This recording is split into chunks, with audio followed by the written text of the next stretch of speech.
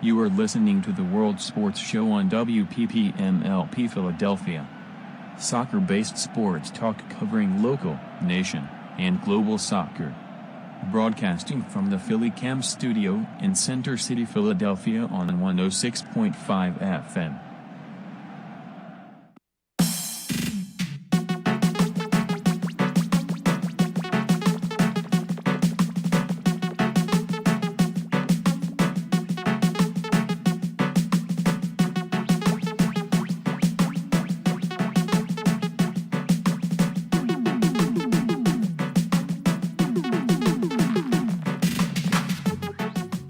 And welcome to World Sports Show. Charlie Flo here with John Decriscio. It is Monday, January 29th, in the year 2018. Welcome to the show. Got a great show planned out tonight. We have some big hitters coming on the show tonight. We're going to lead off with some really big news. But before that, how are you doing tonight, John? Doing good. I'm just trying to get the levels leveled, get everything going. Got a big show, got an hour. Get the wheels rolling. That's it. Get the gears grinding. Get the coffee brewing. Get the seat warm over here. Exactly. So we want to lead off with some very big breaking news. It came in before the weekend started. It officially made it's bad news, unfortunately. The Boston Breakers of the NWSL officially folded yesterday. They said they were going to cease operations earlier in the weekend, that they would not be playing in the 2018 season.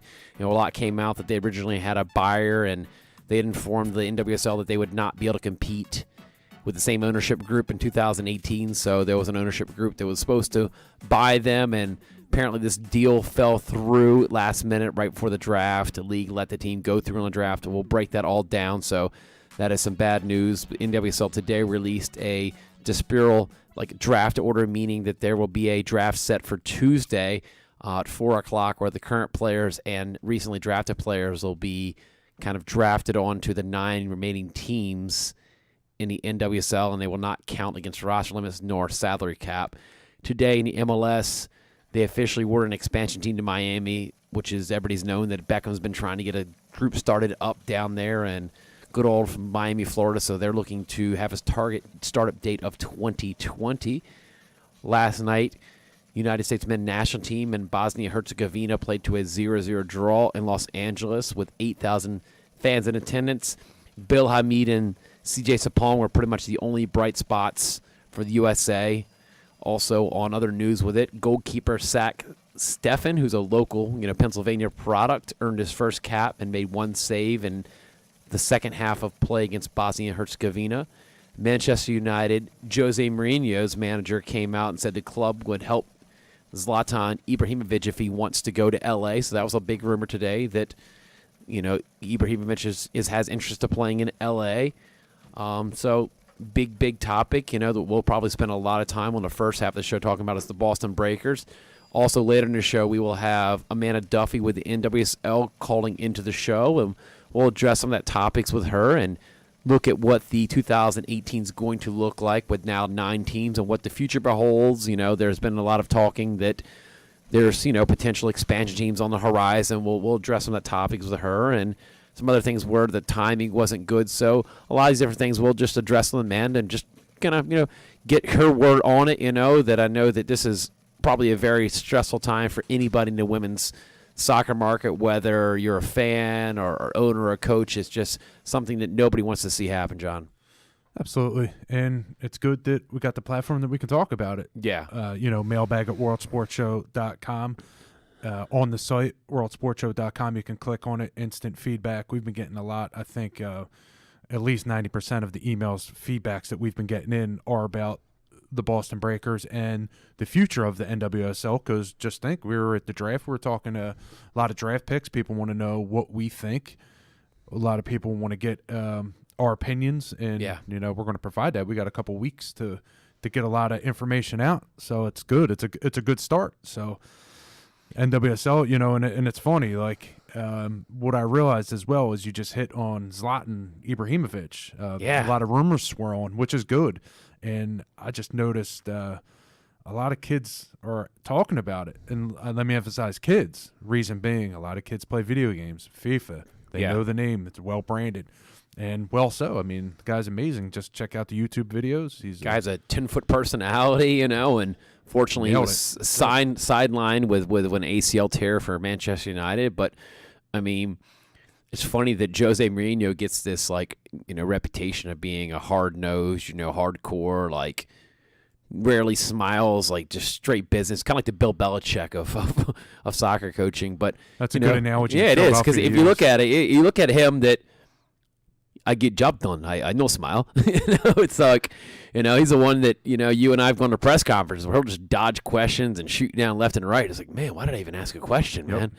So what the skipper does. Yeah. So, but we'll see. He's given a lot of time as his blessings, and it's good to see a coach help a player that still has a lot of football left in him, but might have a hard time fitting into Manchester. And I think talent like he has, he'll bloom in the MLS, and he'll bring a lot of attention. And we need stars like that in the MLS. We're trying to grow that brand. I mean, some thought and debate topic is he saying that in his mad mastermind type of way to get a little fire lit under Zlatan before he comes back? Maybe. To get him playing. I mean, you're talking to one of the highest paid players in the world. Yeah. So he's got to find some competitive edge to get him back in the form. Is it a little bit of mind games he's playing, or is I didn't even think of it's Jedi mind tricks there, man. He's you're talking about the master, Mr. Motivation here, Motivation Mourinho. There you go. But no, it's true. It's like saying, hey, you want to go to LA, we'll help you get there. And right now, I've got a platform, and maybe a stock value will go up. So we'll see. I would love to see him in an MLS jersey. Obviously, being a Philadelphia show, we'd love to see him in a Union jersey. But let's be realistic. That LA has that attraction. It's Los Angeles. It's the city of Los Angeles. That's right. Or if he gets about a Miami, a little. But that's a couple years away. That's the thing is, it's 2020. Yeah, he's not 23 years old where he can kind of hang out. We don't talk about deals. You won't see any players talk about, hey, but you never know when it actually comes around. That's right. What happens in 2 years from now, Little farewell tour.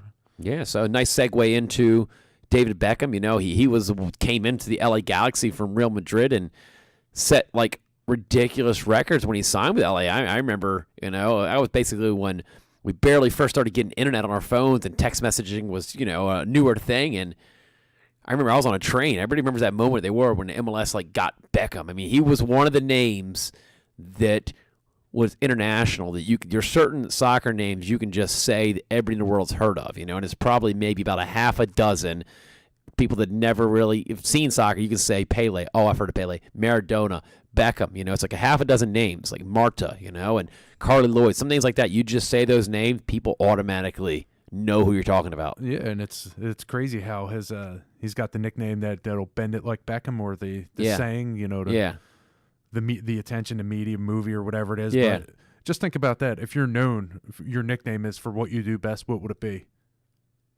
There you go. I'm going to put you on the spot in soccer. Whatever you do best, that's your nickname. So right, mine would be like right bench. Yeah, pick splinters to Crisio or something like that. Oops, I missed it to Crisio. Yeah. Something. But for real, he's got the name. And no, I did actually have a nickname in high school. There you go. What is it? It was Rudy. Oh, there you go. Because I was that dude that showed up for every practice and didn't really play my first half of my high school career.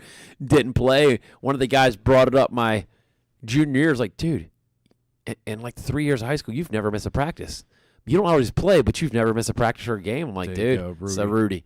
So not exactly a compliment. So it's like, thanks, man. You show up, but you don't play. That's high school competition. Yeah. So, but it was good that having accessibility to the Philadelphia Union games. We got to see Beckham play live, and to be honest, I'm not too into giving the away team credit or away players credit, because I have seen him set up some nice free set pieces and put them on a dime. I mean, it's not just accuracy, but the trajectory, and what you could just tell by how much power that's coming off of a header from what he's putting on the ball. Yeah. Or, that was go back for the casual fan. When he's taking a set piece, the trajectory, the spin, the accuracy allows the goal scorer to get a lot more power on the ball. Yeah, it's putting it on a platter for you, I mean, the headers were going, if it was a missed shot, they're going into the crowd. Normal set piece, the guy might get it on net, might dribble wide, but these, you're getting power off of it. If you want to talk about any type of dynasty, the MLS is such a young league, being it started in '96, that you look at those collection of some of those early years of DC United, some of the Chicago Fire teams, and you look at that LA Galaxy team, you got Robbie Keane, Donovan, and you've got Beckham, and you have so many other players that were key supporters, within national teams, and Bruce Arena just did an amazing job, and it's one of those teams that if they got in the playoffs, you knew they were winning the whole thing. Yeah. It didn't matter. They're one of the teams that when you look at the seeding in MLS, it didn't matter. 1 seed, 2 seed, 3, 4, they were getting in, they were going on a run. I mean, just looking at David Beckham's stats, real quick, no postseason goals, but, 5, 6, 7, 8 playoff assists. So just think about this for how great he is coming in, and not to be, I'm not into giving players too many super accolades. But Yeah. to get your own franchise as a part of the deal, and I'm looking at assists, 40 career assists and 18 goals. To get your own franchise. Yeah. And that, what we got, 4 years, 6 years? It's crazy. Yeah. To get your own franchise, like, all right, here's a part of the deal, Dave. You come over, you get to name your franchise. But he held out. He kept his ground so that there was a little bit of a legal and bidding in Miami area for him to get his own stadium. Did it the right way. Did it the right way. Waited. Well, hopefully it's the right way for now. But to get the Beckham Stadium built? Yeah, it's a big deal, and we'll see how, it's still 2 years from, but, business starts now. You start, what kind of image you looking at? Like, I look at stuff like Atlanta is a perfect, that's the business model that you want to produce after.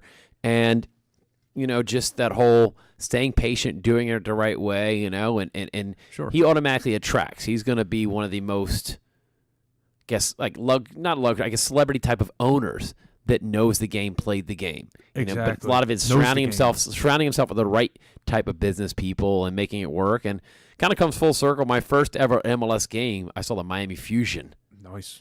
I mean, remember that, Hey, don't know if he's going to name it that, but it'd be cool if they do a little tribute throwback Miami Fusion jerseys. But how about a little Valderrama jersey when he was a that's right Fusion? Yeah. But I'll give you one more David Beckham memory. I'm taking you down memory lane a little Okay. bit.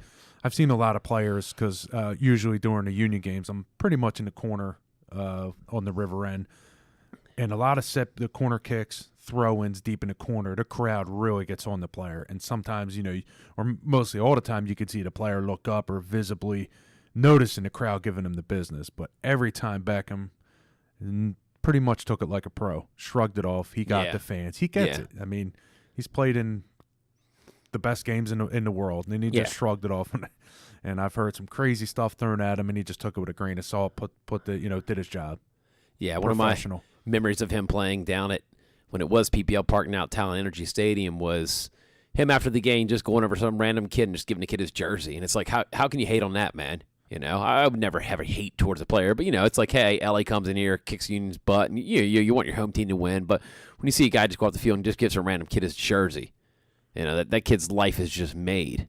Yeah, and I'm looking on here. It was in 2010, Beckham assist for a 1-0 goal, and this is going back a couple years, but I'm looking at his game log. But he did have a definite effect on the game, and did put the dagger in the Union side a couple times, and that's what great players do. I mean, he had a great supporting cast, but came off of his foot. Yeah, and it's just crazy. Like when you think about guys like Robbie Keane now playing in India, and you have Donovan now playing in Mexican League, and him involved in ownership. I mean, those three, it's like the three amigos. Right, that trio. That's enough nice stuff I'm saying about David Beckham. Except for he got nice hair, but other than that, I'm got done. Nice hair. We're not going to play any Spice Girls at all in tribute to him. Got any Spice Girls queued up for the show? What was the commercial? He's on the beach kicking the soccer ball. I think it's a Pepsi or Coke commercial. He's just putting them into a trash can. I'm like, thanks, dude. Thanks, buddy. Make all of us look bad. The Beckham segment. Let's close it out. Yeah, let's close it out. So, but yeah, that's definitely one of the top news things. And we talked about Zlatan Ibrahimovic and Boston Breakers. We want to go through the draft order. We'll address this again. We're going to have Amanda Duffy from NWSL calling in the show shortly. But what they did with the draft order is they determined it by drawing lots. Playoff teams from 2017 had their names entered in one time. Non-playoff teams had their names entered in twice. So it's kind of like a little lottery. You get twice as many little balls in the allotment and drawing type thing with having non-playoffs. So the draft order is a snake type of order, kind of like fantasy football. You go 1 through 9, then it goes 9 through 1. Sky Blue FC have the first pick Washington Spirit number 2, Seattle Reign FC 3, Portland Timbers FC 4, Utah Royals FC 5, Houston Dash 6, Chicago Red Stars 7, Orlando Pride 8, and North Carolina Courage at the 9 spot. So, I mean, you look at Portland, they're the real big winners here. Number 4 spot, they win the whole championship, and they get in that little draw. You and I were just talking on the phone about 24 hours ago about how they actually were going to line this up, and because there was no way. But, in the last 24 hours, we've gotten so much news from the NWSL that it's a unique situation. It's something that we've never seen before. We've seen, like, Kansas City kind of fold in the offseason, and then, it becomes Utah. We saw the Flash become North Carolina, but we never had a situation where a team just completely folded and they didn't move somewhere, and this is going back to the WPS days when we had teams like St. Louis just fold, and we had Chicago not completely fold, but they folded as in they weren't going to be a part of the top league. So it's tough because you have Boston, a team that was in all 3 of the major women's professional leagues in the United States. I mean, you're talking they have one of the greatest women's coaches to ever walk the earth in Tony DiCicco. That's right. And I've seen some really good posts like Lisa Cole, which is now the assistant coach with the Houston Dash, posting some very memorable things, and that's how we got to know Tony. We knew Tony when he was the head coach of the Boston Breakers, and it just goes full circle. It just blows your mind, all the history in Boston. So, I mean, don't know what the expansion we'll look forward to next. Some of the questions I will ask Amanda Duffy in a few moments, but, that it's just weird not having a Boston team. It's also like us being in Philadelphia, not having a Philadelphia team. They had teams in the first 2 women's professional leagues, and they don't have one in the third. It's just we're such a fan of the game, but you love cheering for that home team. Like, if you're in Boston, You're gutted. Like, who do you cheer for? You're just going to have to follow every player where they go, and you kind of like us. Me and you became more fans of players that were on the independents. Exactly. And I think it's easier for us without a team to pick a non-Philly-based team than to have a team because you're playing the other teams. That everybody's your rival. Yeah, exactly.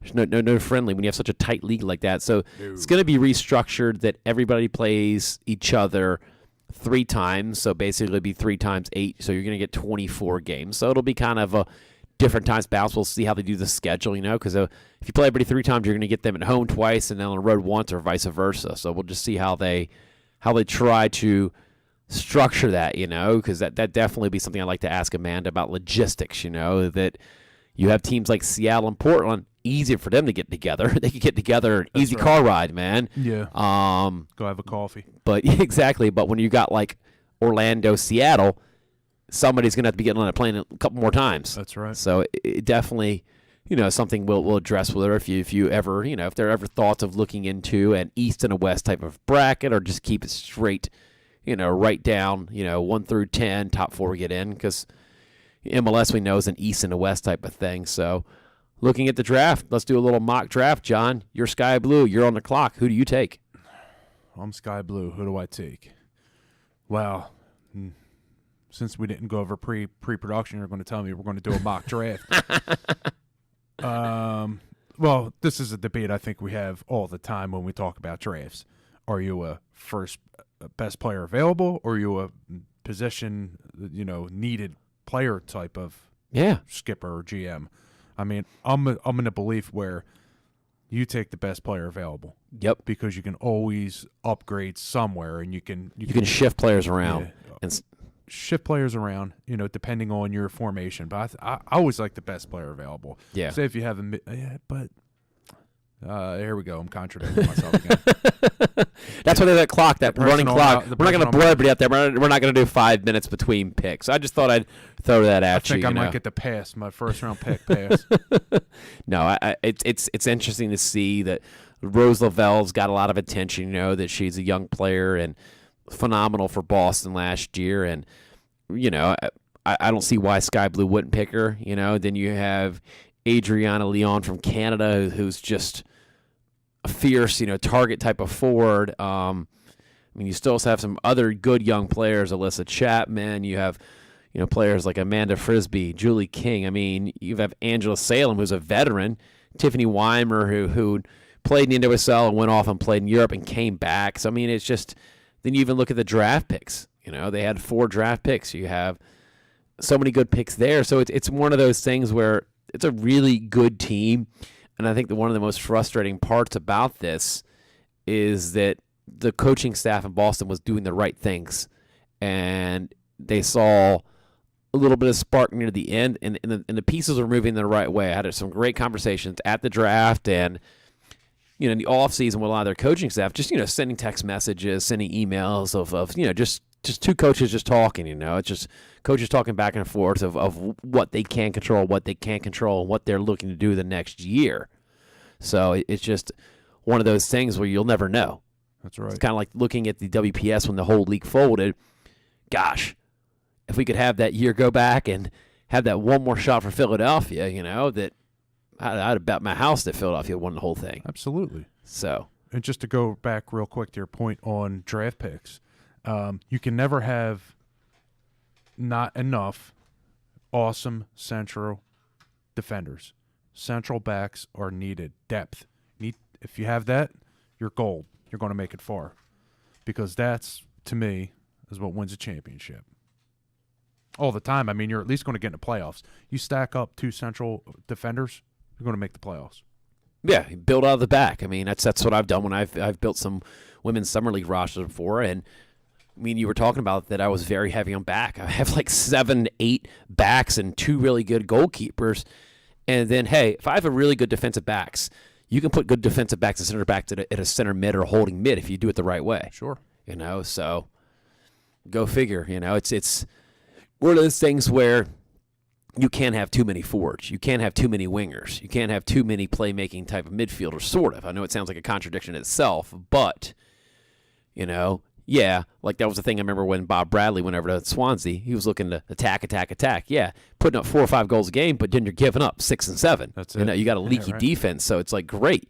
You could have Marked up top, but then you have a leaky defense and a leaky goalkeeper. And, I mean, also this draft does make me scratch my head, too, that when you said players or teams going after the best available player, or are they going after the best position that they need?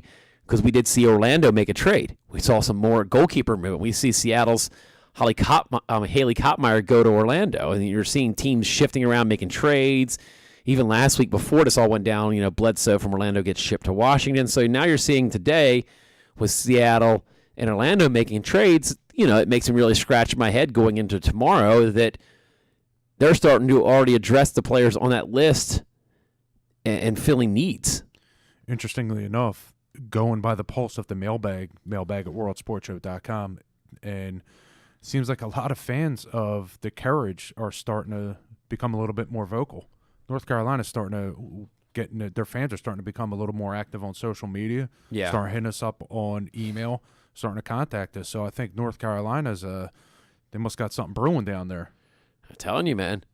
I mean, they had a phenomenal season. They won as the Flash the year before. You moved down to Carolina, got into the final. That's it. I mean, it was a duke it out type final with the Portland Thorns. So we've seen a lot of these finals have not blowouts. The year before that when the Flash beat the Spirit, it went down to 90-minute type of goals. So I mean, you're talking like stoppage time goals, and yep.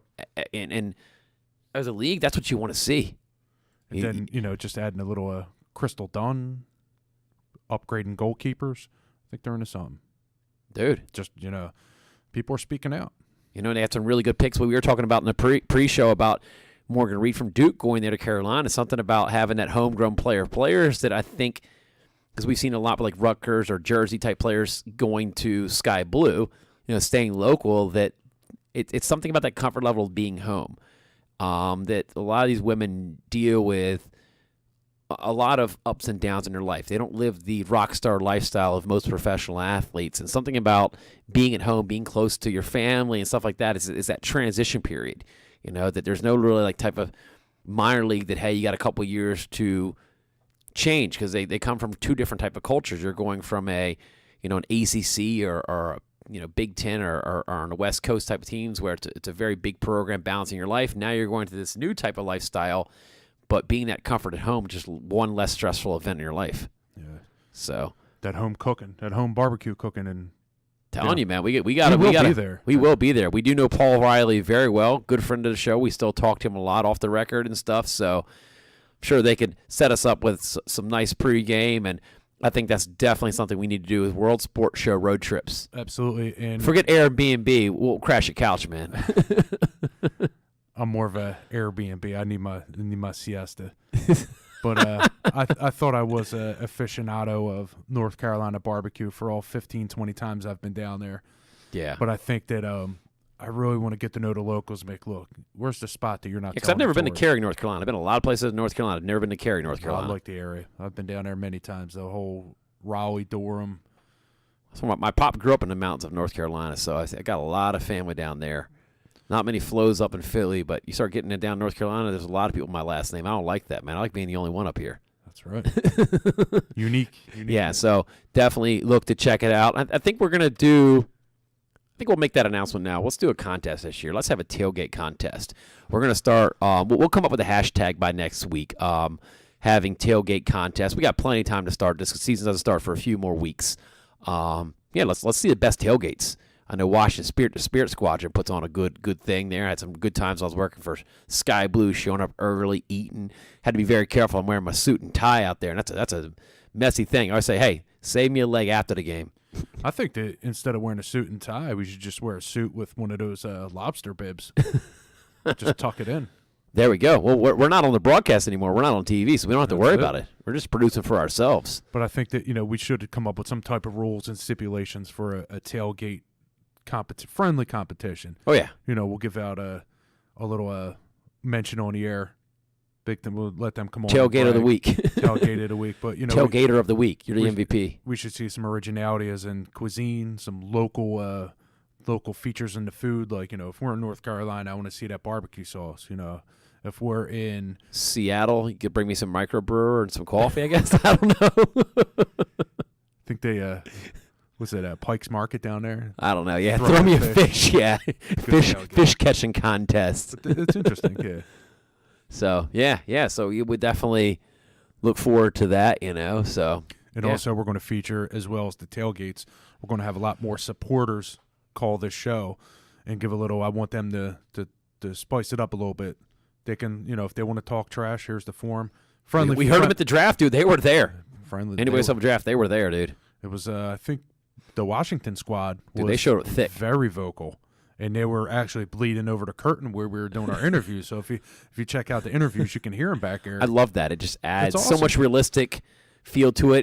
It's that thing that drafts feel like. It's like, let's go, man. Let's drop the boots on. Let's play. It's as close as you can get to like. Dude, we're ready to go, man. Yeah, the funny is we didn't even need the lineup card to see when Washington was picking. You just heard they were counting down the pick. Washington's on the clock, and you get the roar, And then I do love that when teams call the timeouts, they get the boo. No matter what, even if it's my own team, if they said Philadelphia calls timeout, boom. Come on, man. Let's get it rolling. You need timeout, man. What are you, Chris Webber? Wow, there you go. But yes, that draft was good. Tailgate culture is good, and that's something that I'm always interested about. So I hope that we can feature them this year, get some audio, get some feelings and reactions. Yeah, some fans out in the field for us, man. Yeah, even some predictions. Even we want to see what everybody thinks about this upcoming year. A lot of changes, a lot of shaking up's going to be.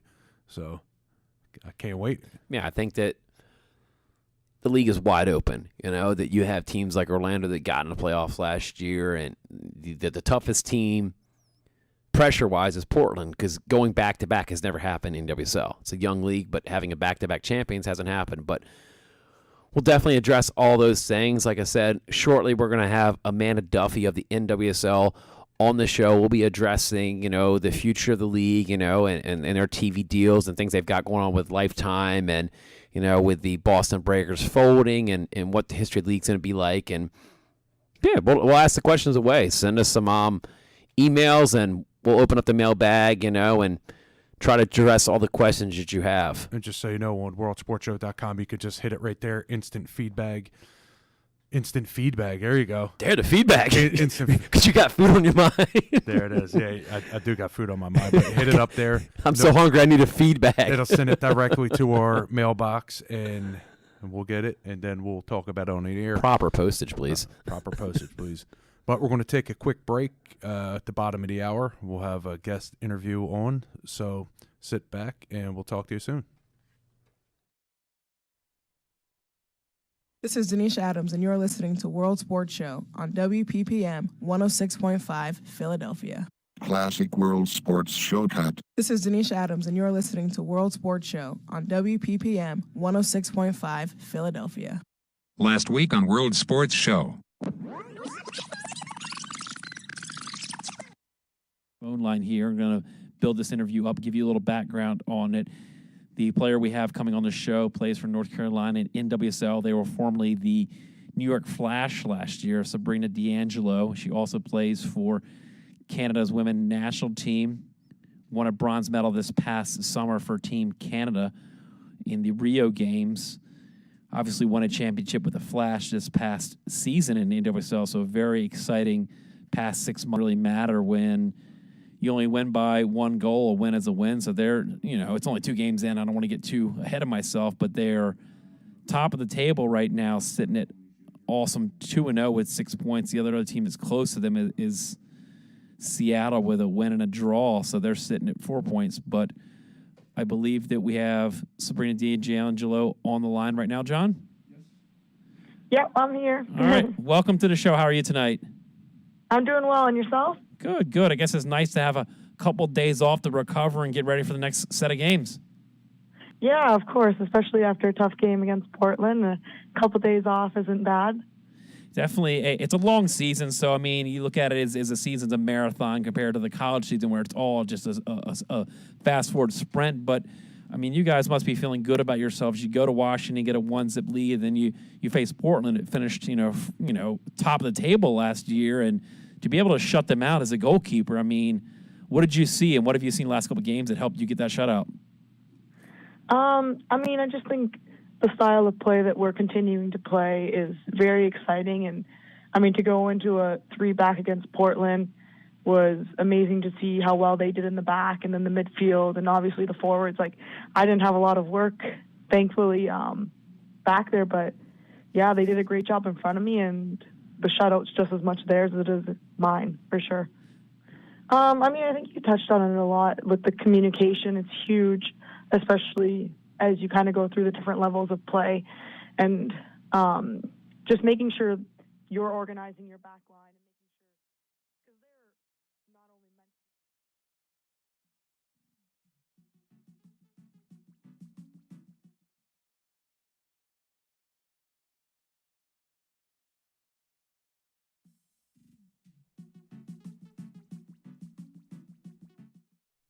And this is Charlie Flo, World Sports Show. That was one of our throwback interviews from last year. We like to always do a randomizer. John's got his little MP3 player and just randomizes, grabs some random interviews. So we want to welcome Amanda Duffy to World Sports Show from NWSL. How you doing tonight, Amanda?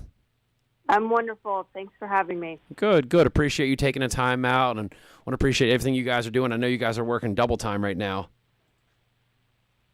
It's a fun time. It's the off season it's always a time. There's big things that can happen, and certainly right now, coming out of the college draft and into this weekend with the news about the Boston Breakers, certainly unfortunate news, but a big year ahead for NWSL this 2018 season. Yeah, we were just reading some stuff from a couple of different articles about that you guys are trying to reassure all the fans that there is stability in the league, and this is not something like that, we should all hit the panic button on, and just wanted to get more into that about, you said there is stability and, something we shouldn't have to worry about, like teams folding. Yeah, we're really, we have a lot of confidence in the ownerships of NWSL, and with us entering the 6th season of operation right now, really strong partners, A&E and Lifetime as our broadcast partner, and equity in the league itself, introducing and welcoming Deloy Hansen and the Utah Royals into NWSL a couple months ago, and looking at the start that they've had already just 2 months in, and what they're building in Utah is pretty special. Have a lot of strong conversations right now with expansion candidates and groups, and feel really good about where we are and what's ahead for this league. Yeah, it just seemed that like the Boston Breakers folding thing was just bad timing. It seemed it would have been, I guess, maybe too fast for expansion teams to jump in and help. Well, there's never a good time for that kind of decision to be made. And when we are right now in January following our college draft, which for all intents and purposes is sort of the kickoff of the season, and with our preseason starting 3 weeks earlier this year in a condensed period in between the college draft and preseason starting, it makes things more challenging. Again, never a good time for that. And unfortunately, after exhausting all of the investor groups that had reached out to us and the groups we reached out to as well to explore the opportunity and see if there was a way to keep the team operating and keep the league at 10 teams, the timeline just wasn't in anyone's favor to do that. So we are going through the steps that we're going through right now. But it doesn't give us any less confidence about where we are as a league and what's ahead. Yeah, I mean, you guys have got the thing where the players will be picked by the 9 remaining teams tomorrow, and I think that was a really good move about saying it won't really count against the roster spots and count against salary caps. I'm sure that was the biggest concern of you guys is trying to make sure all these players would have a home this season. It was, and the players are in an unfortunate spot as well, a very difficult spot, and when the dispersal draft rules were put together, the players were front of mind in that and incentivizing the teams to select players that have been under contract or the college draft players from last week's draft or a week and a half ago now. They're the priority, and we wanted to incentivize the teams to select those players, bring them into their camp, and keep them a part of the league for at least another season for 2018. Now, will there be anything with they're allowed to, and how many the draft to go through till all the players are picked, and then how will that work? Still game day, they can put any of those players within their 18, and it just can be their 18 or their starting 11. Correct. So it'll still be an 18-player game day roster, but the players that are selected through the dispersal draft tomorrow, they won't count towards each team's 18 to 20 player roster. Gotcha. Their salary won't count towards the team's 2018 salary cap. If they're an international player already under contract, the player won't count towards the team's current international spots available. So we really have opened that up to encourage the teams to bring these players in. A conversation we had was to look at just expanding rosters to 22 across the league and approach it that way, but didn't think now was the right time to do that in the right circumstance to do that, and didn't feel like it would incentivize the teams to focus on keeping these Breakers players employed in NWSL this season. Yeah, you hit the nail on the head there. A lot of us were talking about that over the weekend because even if you were to pick these Boston players, it's one of the things where it's not a guarantee for them to make the team, and they're in a tough spot. A lot of them, or have to pick up roots and relocate again. So I think this is probably the best way to manage it for this year. Yeah, we think so too. And there was a lot of time and effort and conversation about the way to approach it. And we all feel confident and comfortable that we're prioritizing players that are already in the league, and we're expecting to be in Boston playing with the Breakers this season as a way to keep them a part of this league for the next year. Now, looking into the future, it was mentioned there are, some interest in expansions. I mean, is there any type? What are the requirements like when people come up to the NWSL and say, "Hey, I would like to start a team"? Like, what are the big things you guys look at as a league? Well, what we're looking at now is making sure that it's right ownership, right market, right time, and kind of breaking down all of those right ownership, looking at the capitalization and what is their professional sport experience? Are they currently operating a professional team? Are they not? Not that one is a priority over the others, but just to help us understand the background and knowledge in the professional sport landscape. With the market, is it a market that we've identified that we want to be in as the league grows and we want to expand more on the West Coast to populate on the western side of the United States?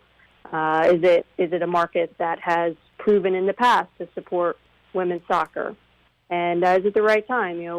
With a player pool in the United States, we want to make sure that as we expand, we're not diluting the league and the parity in the league, the talent in the league, too quickly by our expansion. So we have to keep that in mind as well as we have these conversations and evaluate the pace at which we expand, the location at which we expand, and with whom we are expanding with.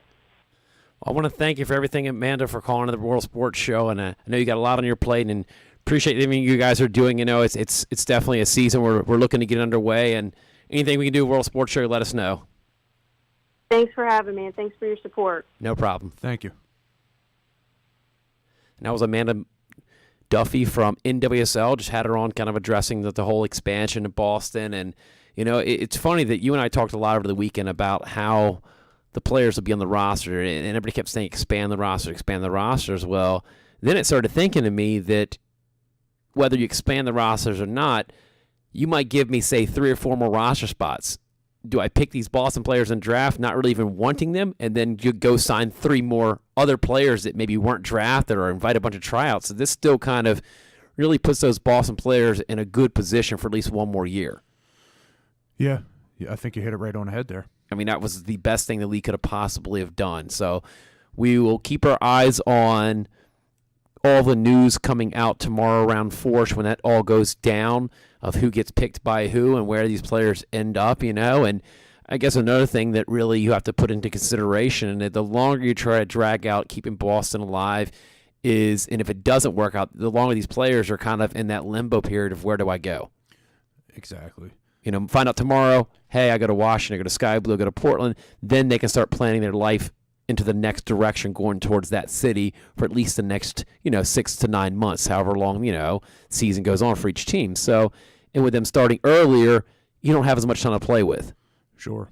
There's a lot of stuff going on that, like the fans don't know, and we don't know too as media. Sometimes we know as much as you guys as fans. We don't get special treatment, but yeah, you're right. So, I mean, we've just talked to the players and the owners, and sometimes we know as much as you know. So it seems the more that we dug, the more a hole the Boston ownership was in. And there's a lot of things that we didn't know, and a lot of things the league knew, and the league was busting their chops because, trust me, that was not an easy decision to make. No, and, I just want to give a shout-out to the league for being transparent with us. Hey, I mean, we get news, as we get it. And yeah. That's just how it is. We're here to talk about it, and we try to be the voice for our fans, and they want to know, and we try and bring it. And thanks for the league for being transparent with information, and we try and relay it as we get it. And that was a good bit we got there. Yeah. Very good interview. I want to shout out to Firehouse on Twitter, who corrected me about Kansas City being back-to-back champions. I stand corrected. There you go. Bang. That's why we love the fans out there, man. Man, if I had the song It's Tough to Say Sorry queued up, I would have just nailed it. I would have dropped it. But, yeah, good spot out. Dude, yeah. Because sometimes I don't have all the printouts of all the champions, even though we're only going into our 6th year. It's so frustrating when you think, okay, Kansas City won the back-to-back, and now they're no longer in the league.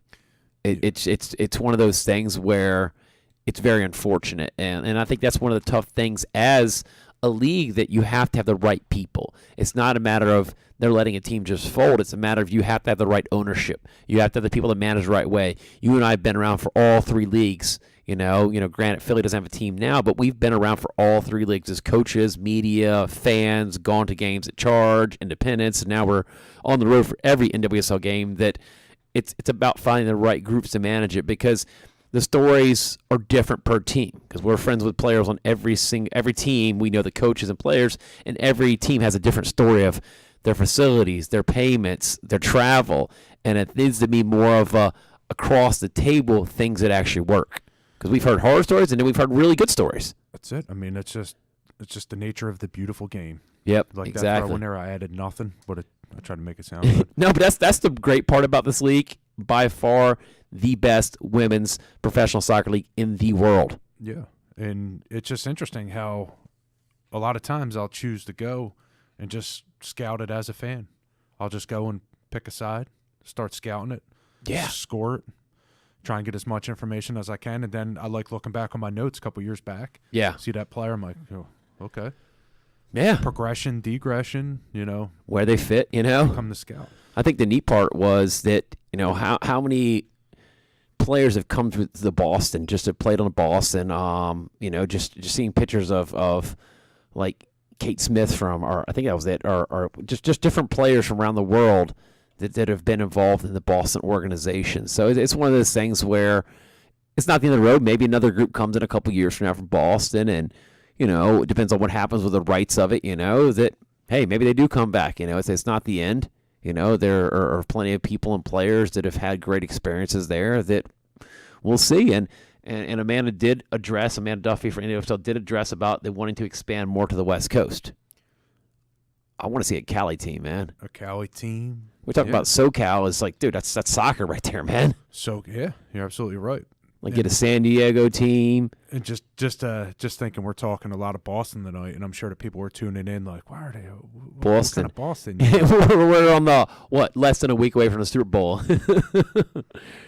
So, but no, it's one of those things where it doesn't matter. Like even if Philly had a team now, and Boston, New York are Philly's big rivals in DC, you don't want to see any team go away. As a Philadelphia, you would never want to see the Cowboys go away. You want them to be there. You want your wait a second. I don't know about that. Nah, but you know what I'm saying. Rivals, healthy rivals. As far as a fan of the sport, you don't want to see, especially a divisional opponent, conference opponent. You don't want to see that team go away. But I don't think the rivalry is it's the competition levels there, but I don't think it's as cutthroat as other sports. Yeah. It's tough comparing, being a Philadelphian to like a Dallas Cowboys because, it's just grueling here. Yeah. But the funny thing is, like, from what I hear on the other camp is that it's not thought of the same way because they're more of a hater towards a team with Pittsburgh or San Francisco or New England because of rings. It's more of a ring competition. What I'm hearing a mix of like Steelers fans are suddenly cheering for the Eagles, even though that we're not rivals, but it's like in-state rivals. But they just don't want to see the Patriots surpass them in rings. That's fair. But it's I think in a couple of years we'll get to the point in the NWSL where it's like, wow, we're this team, we're not going to root for them. Yeah. But I think that if the team is in trouble, like a lot of times the supporters groups will stick up for each other, even though they'll chant, their tailgates, they'll have friendly competition, but they will stick up for each other, and that's the end of the day. The things that I've seen in the NWSL and MLS, when I worked with Sky Blue and I was there, obviously for every home game I had to be there because I was a TV commentator for Sky Blue. That seeing the fans come up for the thing and they have a joint tailgate together, it's a lot of, dude. It's a lot of fun. And then when game day comes along, we're at the other end of the stands. You're at the end of the stands. We're cheering for our team. But it's the same thing when we're not going to get into politics here, but like they used to say, like different political parties, they used to go out and have like dinner and a beer afterwards. And even players in the pro. You and I work for another professional team, an indoor team, and we would go out with a team for beverages, and the road team would join us. They would meet, and we would supply the road team with pizza after the game. And just think of the network. There's not a team where somebody hasn't played on somebody's team. Same thing with NWSL. All these players were in the ODP together. They played college together, roommates, friends, best friends. Yeah, exactly. It's fans and jerseys make rivals, but at the end of the day, it's like. Just so you know, if you go to another radio show, I'm not going to be rooting for you. You got traded. Right in the middle of the broadcast. You got loaned out. Got a tweet. Yeah, you got loaned. Going to Central Kentucky for 2 years. 2-year deal. That's funny. But no offense to our Kentucky fans. But what's interesting, this is off the subject, is a lot of teams, talking about teammates and roommates. Yeah. A lot of the highly competitive colleges and teams that are very successful treat their practices as games. Like their competition level is so does at my college, through man. the roof, and it's evident. Look at the interviews that we did on college draft day for the NWSL at the Convention Center of Philadelphia this year.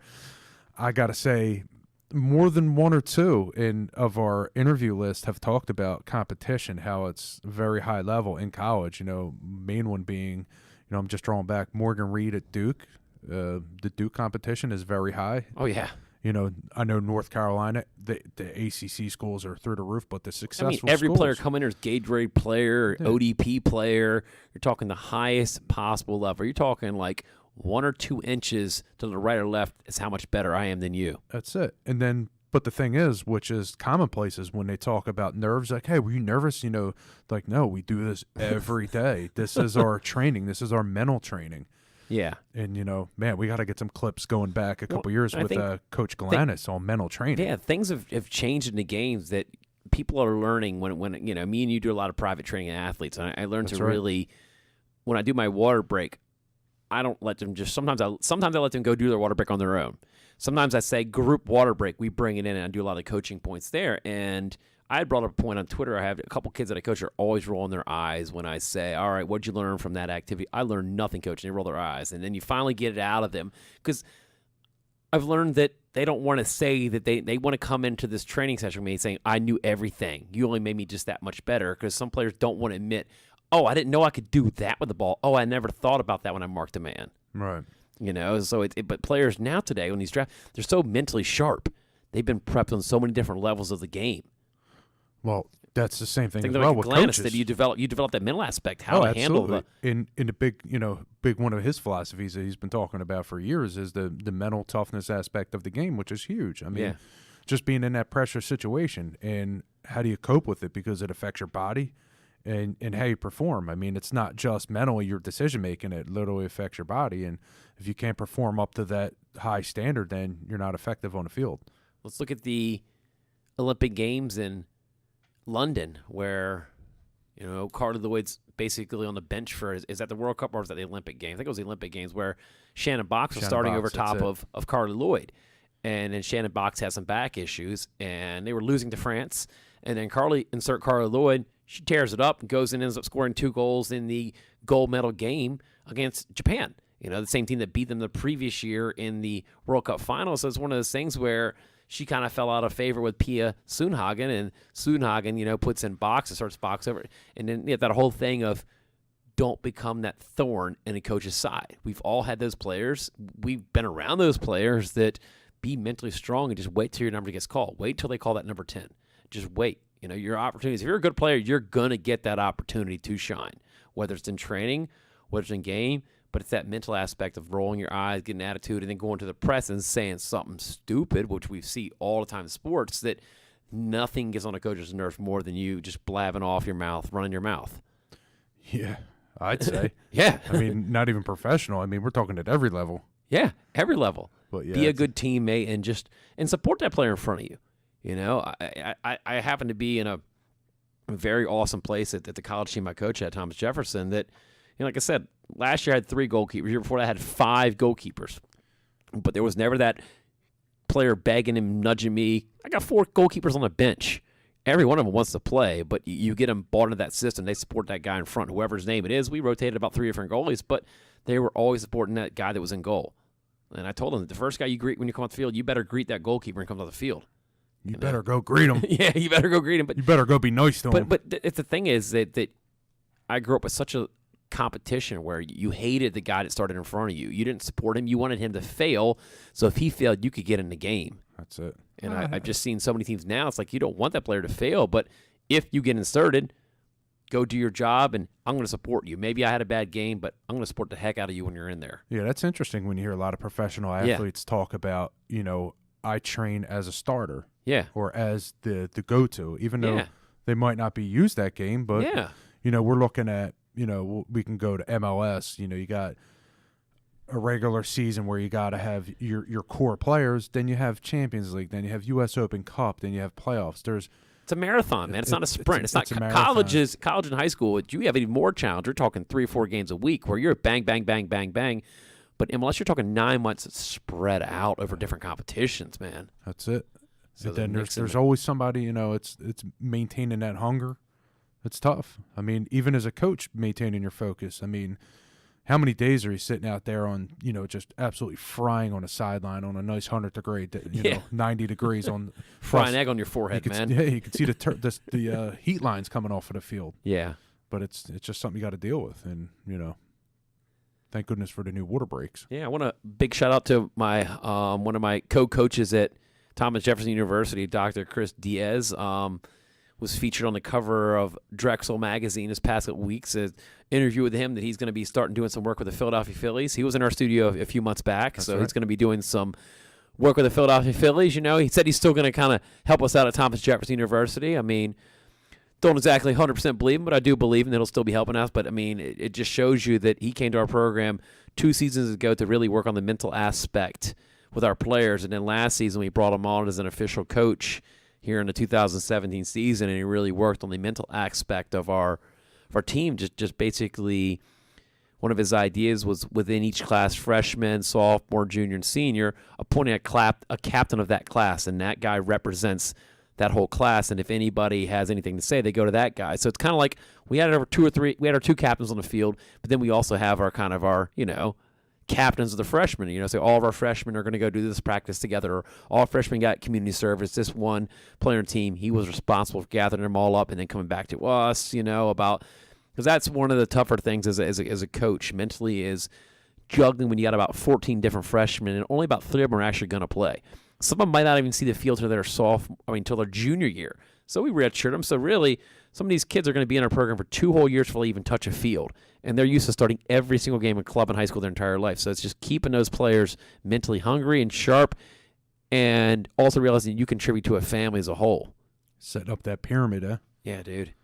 It's something that I've learned through my college coaching days at the couple different programs I've been with, that it's such a big thing to feel included.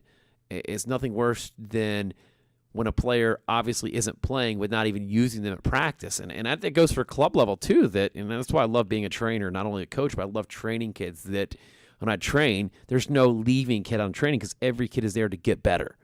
There's none of that winning or losing. When you're a trainer, you're there to literally help everybody at every level, and it does come to that level when it comes college and high-level club, that not everybody's going to get to play. But how do you keep that value, but how do you keep that player sharp too? Because that's another tricky thing. Your starter goes down. Well, if you haven't been using that player correctly in practice, how's he or she ever going to be ready?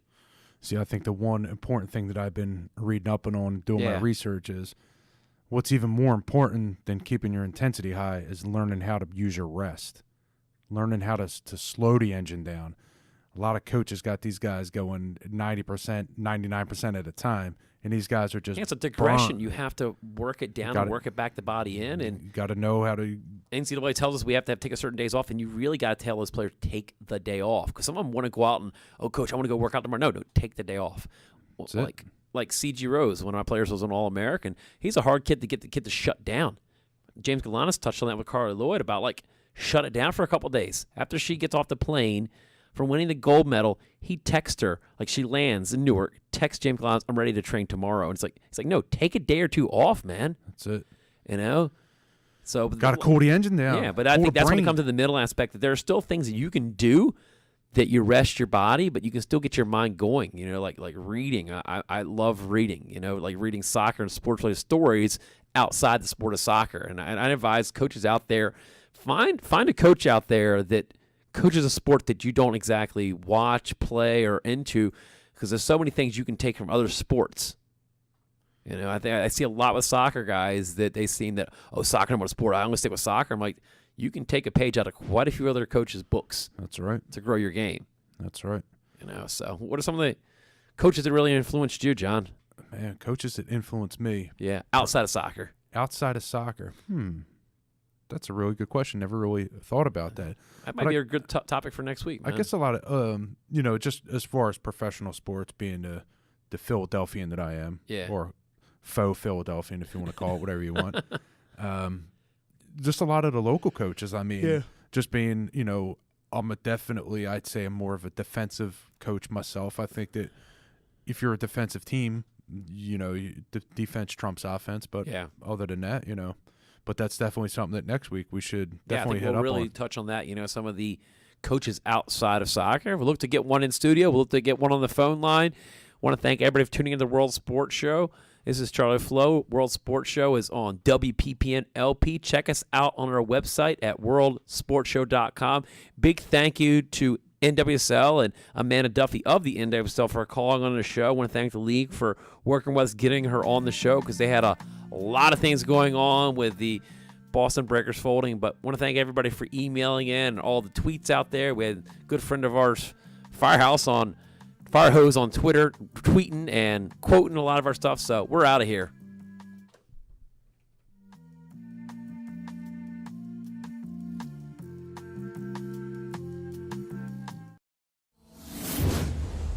Thank you for watching a World Sports Show production. For more info, go to worldsportsshow.com.